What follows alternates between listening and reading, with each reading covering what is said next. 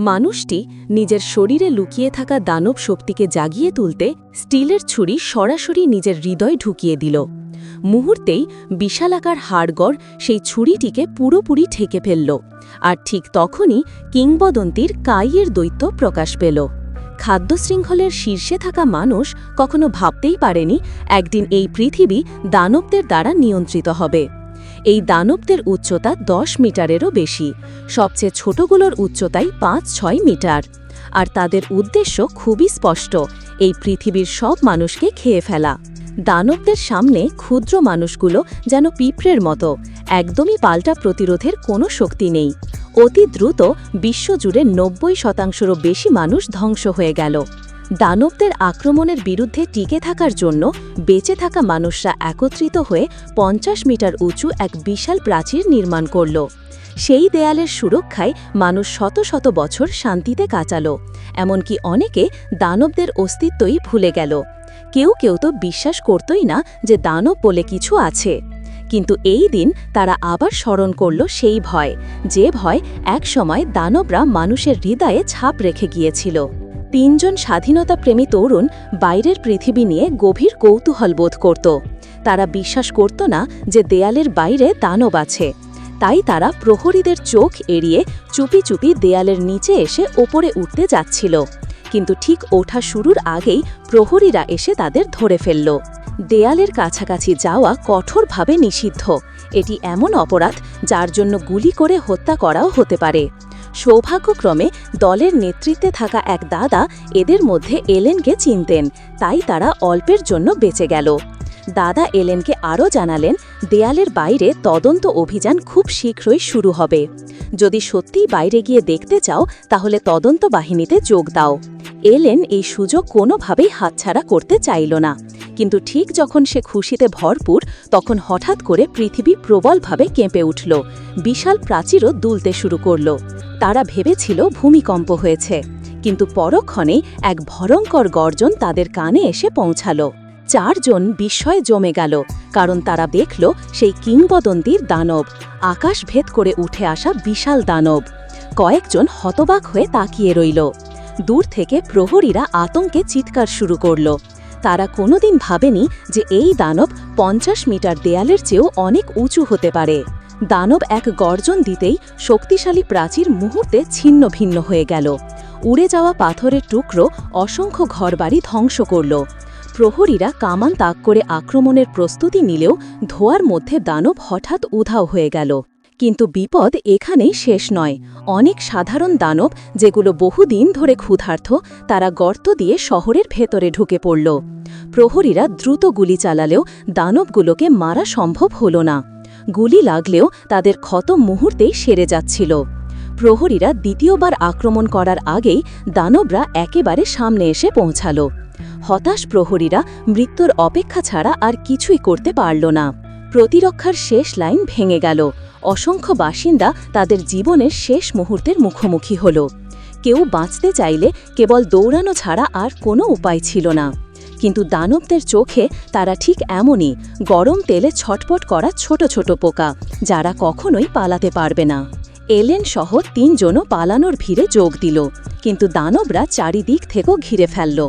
সবাই প্রাণপণে দৌড়াতে থাকল সেই একটি ঘরের দিকে, যেটিকে তারা নিরাপদ মনে করেছিল।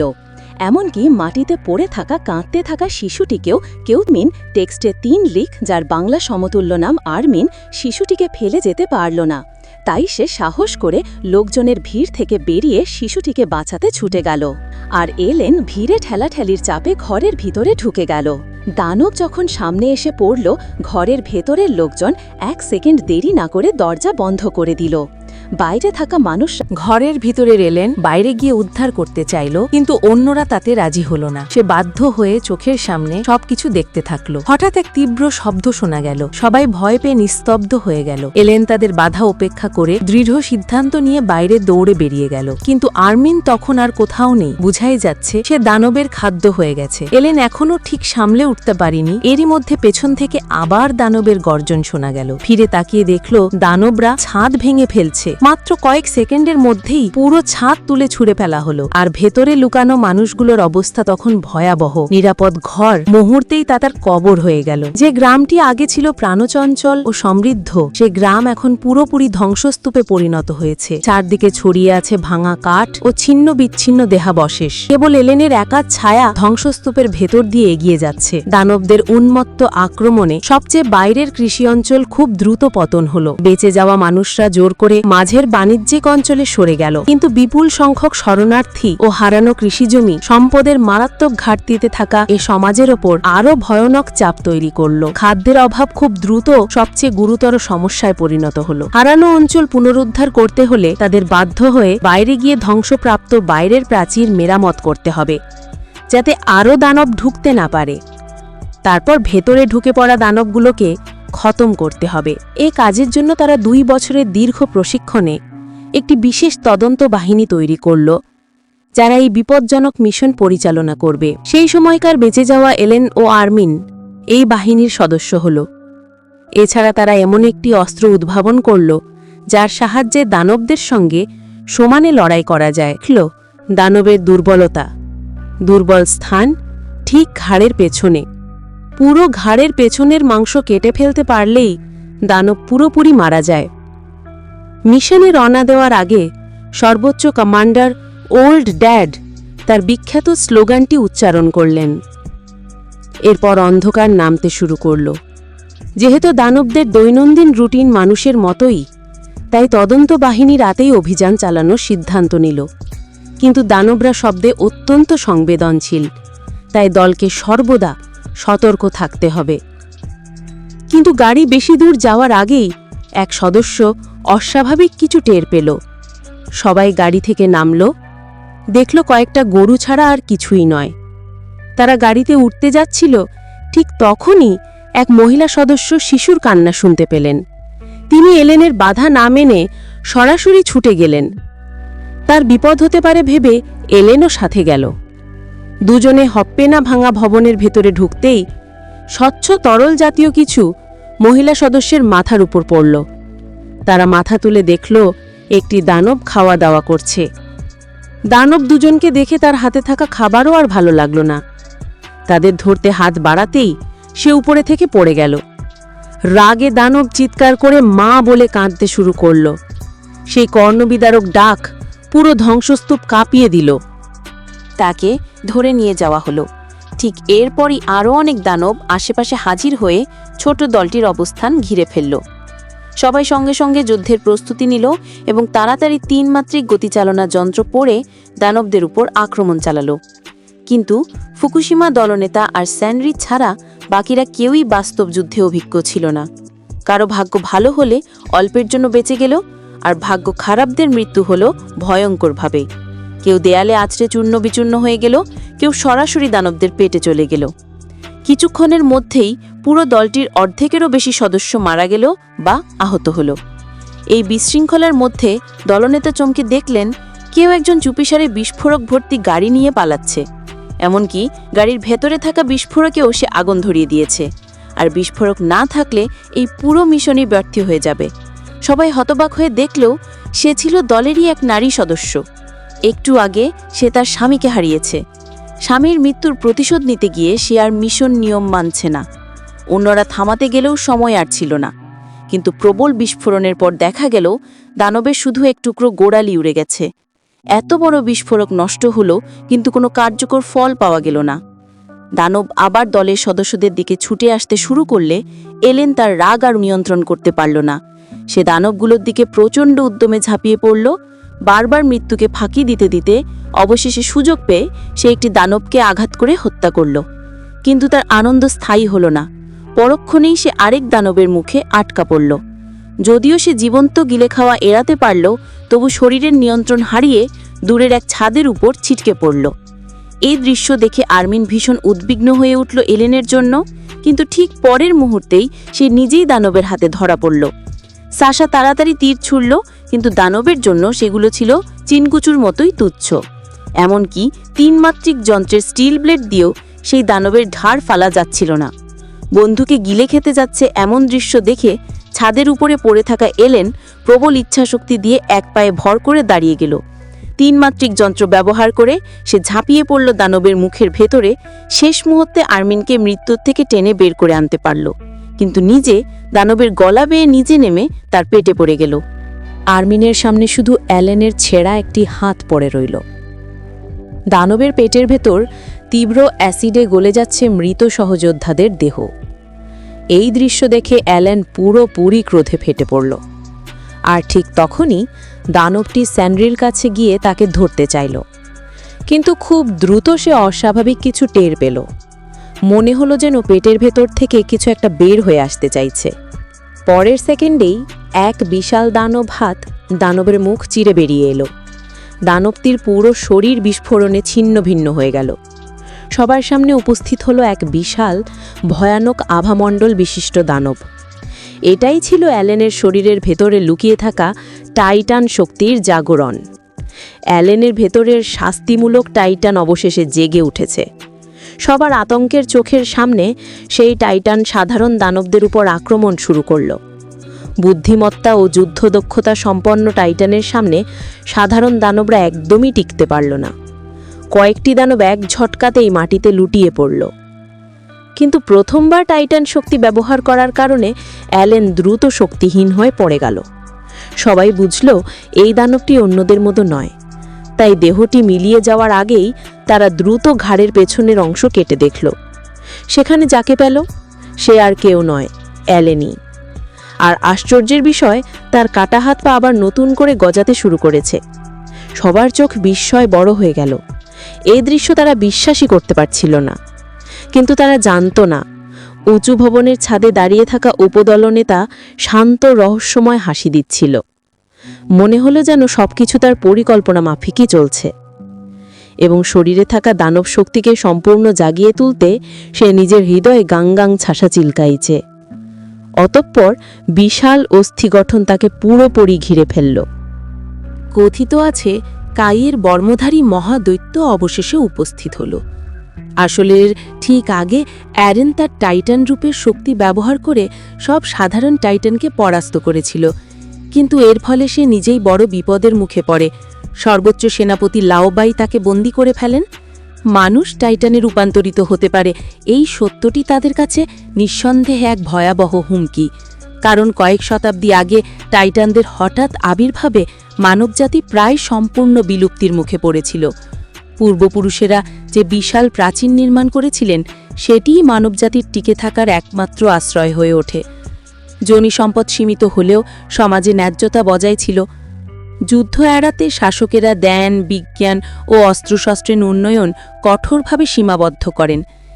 এর ফলে মানুষ শত বছরের শান্তি উপভোগ করে। কিন্তু যদি এমন মানুষ থাকে যারা টাইটানে রূপান্তরিত হতে পারে, তাহলে এই শান্তির ভারসাম্য সম্পূর্ণ নষ্ট হয়ে যাবে। সুতরাং লাওবাইয়ের দৃষ্টিতে অ্যারেনকে অবশ্যই নির্মূল করতে হবে। তিনি গুলি চালানোর নির্দেশ দেওয়ার মুহূর্তেই আর্মিন সামনে এসে দাঁড়ায়। শৈশব থেকে একসঙ্গে বড় হওয়া বন্ধুকে চোখের সামনে মরতে দেওয়ার মতো নিষ্ঠুরতা সে করতে পারে না। কিন্তু লাওবাই কিছুই পরোয়া করেন না। অ্যারেনকে মৃত্যুদণ্ড কার্যকর করা থেকে কেউই তাকে থামাতে পারবে না। ঠিক সেই সময় মাথার উপর প্রচণ্ড গর্জন শোনা যায়। আরেকজন বুদ্ধিমান টাইটান হঠাৎ আকাশ থেকে অবতীর্ণ হয়। সে এসে মুহূর্তের মধ্যে লাওবাইকে চ্যাপ্টা করে মাংসের পিণ্ডে পরিণত করে ফেলে। সেই হল কিংবদন্তির বর্মধারী মহাদৈত্য কাই টাইটান। তার শরীরের বর্ম এতই শক্তিশালী যে গুলিও তাকে ক্ষতিগ্রস্ত করতে পারে না। সকলের চোখের সামনে ওই বর্মধারী টাইটান অ্যারেনকে তুলে নিয়ে যায়। এদিকে ছোট দলে অনেক ক্ষয়ক্ষতি হলেও তাদের দায়িত্ব দেওয়ালের ফাটল বন্ধ করার কাজ অবশ্যই চালিয়ে যেতে হবে। কিন্তু সবচেয়ে বড় সমস্যা হলো তাদের কাছে বিস্ফোরক নেই। ঠিক তখনই আর্মিনের মনে পড়ে তাদের গ্রামের পাহাড়ে একটি অবিস্ফোরিত বোমা পড়ে আছে, সেটি কাজে লাগানো যেতে পারে। তারা দ্রুত ট্রাকে করে সেখানে পৌঁছে মাটি খুঁড়ে বোমাটি উদ্ধার করে। আর্মিনের পরিবর্তনের পর এই বোমাটিই হয়ে উঠবে এক শক্তিশালী ক্ষেপণাস্ত্র। অন্যদিকে অচেতন অ্যারেন জেগে উঠে দেখে ক্যাপ্টেন ফুকুশিমা তাকে উদ্ধার করেছেন। এরপর ফুকুশিমা তাকে টাইটানদের প্রকৃত ইতিহাস জানিয়ে দেন। শত বছর আগে বিজ্ঞানীরা এক বিশেষ ওষুধ আবিষ্কার করে মানুষের শরীরে পরীক্ষা চালান। এভাবেই টাইটানের মতো ভয়ঙ্কর প্রাণীর জন্ম হয়। পরবর্তীতে অজানা কারণে বহু সাধারণ মানুষ মস্তিষ্কহীন টাইটানে রূপান্তরিত হতে থাকে। মানুষ ও টাইটানের মধ্যকার যুদ্ধ তখন শুরু হয়। টাইটানের সংখ্যাক্রমে বাড়তে থাকায় মানুষ একের পর এক যুদ্ধে পরাজিত হয় এবং পৃথিবী ধীরে ধীরে এক ধ্বংসযুগে প্রবেশ করে। অবশেষে উচ্চ প্রাচীন নির্মাণের পর মানুষ কিছুটা স্বস্তি ফিরে পায়। কিন্তু ফুকুশিমার মতে এসবই শাসকদের দীর্ঘমেয়াদী ষড়যন্ত্র। তারা টাইটান তৈরি করেছে যাতে মানুষ ভয় পায়, আবার মানুষের সুরক্ষার নামে প্রাচীর নির্মাণ করেছে, আবার মানুষের জ্ঞান বিজ্ঞান সীমাবদ্ধ করেছে। এসবই তাদের ক্ষমতা অক্ষুণ্ণ রাখার জন্যে। শত বছরের দীর্ঘ সময় মানুষকে প্রাচীরের বাইরের দুনিয়া ভুলিয়ে দিয়েছে। ফলে বাইরের জগৎ সম্পর্কে মানুষের কৌতূহল আবার বাড়তে শুরু করে। শাসকদের কাছে এটি ছিল বড় হুমকি। আর ঠিক সেই সময়ে টাইটানদের আবার প্রাচীর ভেঙে ঢুকিয়ে দেওয়া হয়। এটা কখনোই আকস্মিক ঘটনা ছিল না, বরং শাসকদের পরিকল্পিত পদক্ষেপ, যাতে কেউ প্রাচীরের বাইরে যাওয়ার সাহস না পায়। ফুকুশিমা তাই অ্যারেনের টাইটান শক্তি ব্যবহার করে এই মিথ্যা শাসন ব্যবস্থা ভেঙে দিতে চান। অ্যারেন তার কথায় যুক্তি খুঁজে পায় এবং দলে যোগ দিতে সম্মত হয়। দুজনে বাইরে গিয়ে পুরনো জরিপ দল অর্থাৎ সার্ভে কর্পসের লোকেদের সঙ্গে দেখা করে। তারা একদল মতাদর্শী মিল থাকা মানুষ, যাদের কাছে আছে বিস্ফোরক এবং পৃথিবীর ধ্বংসের আগের উন্নত অস্ত্রশস্ত্র। অ্যারেন ভেবেছিল তারা দেয়াল মেরামত করতেই যাচ্ছে, তাই বিশেষ কিছু সন্দেহ করেনি। সব প্রস্তুতি শেষে দলটি যাত্রা শুরু করে। পথে তাদের সঙ্গে আর্মিন ও অন্যদের দেখা হয়। ফুকুশিমা তখনই সেই তৈরি করা ক্ষেপণাস্ত্রটি ব্যবহার করতে যাচ্ছিলেন। কিন্তু যখন ফুকুশিমা তার প্রকৃত পরিকল্পনা জানালেন, তখন সবাই হতবাক হয়ে গেল। কারণ তার লক্ষ্য ছিল ভাঙা দেয়াল মেরামত করা নয়, বরং দ্বিতীয় প্রাচীরটি ধ্বংস করে দেওয়া, যাতে টাইটানরা প্রাচীরের কেন্দ্র অঞ্চলে ঢুকে পড়ে এবং শাসকদের বিরুদ্ধে যুদ্ধ শুরু হয়। তাদের দাসত্বময় শাসনের অবসান ঘটানোই ছিল তার উদ্দেশ্য। এমন পরিকল্পনা অ্যারেন কোনোভাবেই মেনে নিতে পারে না, কারণ সে নিজ চোখে অসংখ্য সাধারণ মানুষকে টাইটানের হাতে মরতে দেখেছে। যুদ্ধ শুরু হলে আরও অনেকে প্রাণ হারাবে, এমন ট্র্যাজেডি সে আর দেখতে চান না। কিন্তু ফুকুশিমা মনে করেন, স্বাধীনতা অর্জন করতে হলে কিছু মূল্য দিতেই হয়। দুইজনের আদর্শ ভিন্ন হওয়ায় তারা একই পথে চলতে পারে না।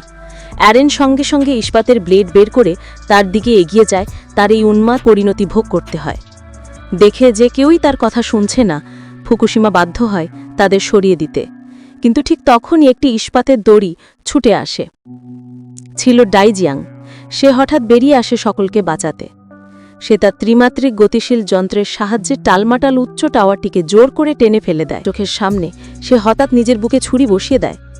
তারপরই সে দেহের ভেতরের টাইটান শক্তিকে আহ্বান করে। সবাই তখনই বুঝতে পারে ফুকুশিমাই আসলে সেই বর্মধারী কাই টাইটান, যে অ্যারেনকে অপহরণ করেছিল। অ্যারেনও টাইটানে রূপ নিতে চাইলেও আর্মিন তাকে থামিয়ে দেয়, কারণ তারা নিশ্চিত নয় এ পদ্ধতি এখন কার্যকর হবে কিনা। তাই সবাই মিলে ত্রিমাত্রিক গ্রন্থ ব্যবহার করে আক্রমণে শক্তি আঘাত পেয়ে দেয়ালে ছিটকে পড়ে। কাই টাইটান তখন ট্রাকে থাকা ক্ষেপণাস্ত্রটি নিতে এগিয়ে যায়। ঠিক সেই মুহূর্তে তার পিছনে সবুজ আলো জ্বলে ওঠে। অ্যারেন অবশেষে ফাউন্ডার টাইটানের রূপ নেয়। দুই টাইটানের মধ্যকার লড়াই আনুষ্ঠানিকভাবে শুরু হয়। বর্মধারী টাইটান কাই অভিজ্ঞ যুদ্ধ কৌশল ও কঠোর বহিরাবরণের কারণে স্পষ্টতই এগিয়েছিল। ফাউন্ডার টাইটান বেশি চিড়ে ফেলে। এরপর ফাউন্ডার টাইটান তার নিজস্ব বিশেষ কৌশল প্রয়োগ করে পাল্টা আক্রমণে জয় ছিনিয়ে নেয়। সংকট কেটে গেলে অ্যারেন ট্রাকের ক্ষেপণাস্ত্রটি তুলে দেয়ালের ফাটল বন্ধ করতে প্রস্তুতি নেয়। বিস্ফোরণ স্থলে সেটি প্রবেশ করিয়ে দিতে সে সক্ষম হয়, কিন্তু প্রচণ্ড ক্লান্তিতে আবার মানুষরূপে ফিরে আসে। এদিকে আর্মিন ক্ষেপণাস্ত্র প্রস্তুত করে নিচে নেমে তা বিস্ফোরিত করতে যাচ্ছিল। ঠিক সেই মুহূর্তে লাউবাই প্রাচীরের উপর উপস্থিত হয়। সবার বিস্ময়ে দেখা গেল সে আসলে মারা যায়নি। সে হুমকি দেয় অ্যারেনকে তুলে না দিলে সবাইকে মেরে ফেলা হবে, কারণ অ্যারেনের শক্তি যেমন বিপজ্জনক, তেমনি তার জানাশোনা সত্যগুলো ভয়াবহ। অ্যারেন আত্মসমর্পণ করে না, সে বন্দুক তাক করে গুলি চালায়। এ দৃশ্য সাশাকে সম্পূর্ণ ক্ষিপ্ত করে তোলে। সে সঙ্গে সঙ্গে তিনটে তীর ছোড়ে, সবগুলোই গিয়ে লাউবাইয়ের গলায় বিদ্ধ হয়। কিন্তু যখন সবার মনে হলো সবকিছু শেষ, ঠিক তখনই প্রাচীরের উপর একটি অদ্ভুত আগুনের আলো জ্বলে ওঠে। আকাশ কাঁপিয়ে একটি ভয়ঙ্কর চিৎকার শোনা যায়, আর তারপরই প্রাচীরের উপরে কত নিরীহ মানুষ মারা গেছে। রাগে ফেটে পড়ে সবাই। তারা সঙ্গে সঙ্গে 3D গিয়ার পরে অতিবৃহৎ টাইটানের দিকে ঝাঁপিয়ে পড়ে মরণপন্ন লড়াইয়ের জন্য। কিন্তু তারা ভাবতেই পারেনি এই টাইটানের শরীর এতটাই গরম যে একটু কাছে গেলেই সহ্য করা যায় না। আর্জন দাঁতে দাঁত চেপে সেই তীব্রতাপ সহ্য করে সামনে এগিয়ে যায়, কিন্তু এক থাপ্পড়ে মুহূর্তেই সে চূর্ণ বিচূর্ণ হয়ে মারা যায়। বন্ধুর মৃত্যু দেখে আরও ক্ষেপে ওঠে এরেন। সে মৃত্যুকে তুচ্ছ করে আবার দৌড়ে যায় টাইটানের দিকে। ঠিক যখন সেও আর্জানের মতো মারা যাওয়ার পথে হঠাৎ একটি রকেট এসে পড়ে। বিস্ফোরণ এরেনকে বাঁচিয়ে দেয়। রকেটটি ছুঁড়েছিল হানজি, কিন্তু এই ধরনের আক্রমণে তুলে দেয় এক প্রচণ্ড বিস্ফোরণ। অতি বৃহৎ টাইটান অবশেষে ধ্বংস হয়ে যায়। বিস্ফোরণে ভেঙে পড়া পাথরগুলো ঠিক সেই গর্তটাও বন্ধ করে দেয়। এরেন আর মিকাসা প্রাচীরের ওপর দাঁড়িয়ে অবশেষে প্রাচীরের বাইরের প্রকৃত পৃথিবী দেখতে পায়।